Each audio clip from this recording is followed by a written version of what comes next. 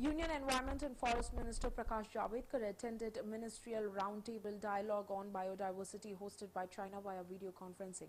In the event, Javadekar said, I quote, in the last decade, India enhanced its forest and tree cover with 25% of total geographical area of the country.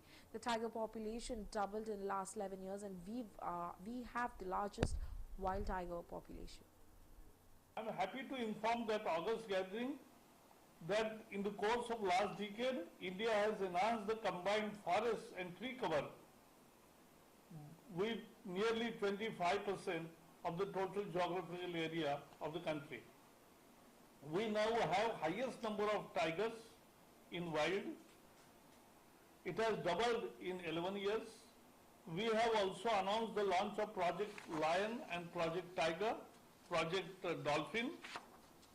So that we have already announced. India aims to restore 26 million hectares of degraded land. It's a huge target, an ambitious one. And I don't think that any other country has declared this much in the COP which happened in New Delhi.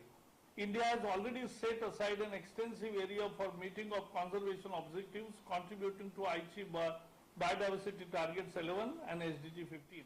I am happy to inform that August gathering that in the course of last decade, India has enhanced the combined forest and tree cover with nearly 25% of the total geographical area of the country.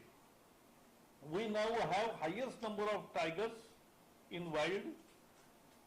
It has doubled in 11 years.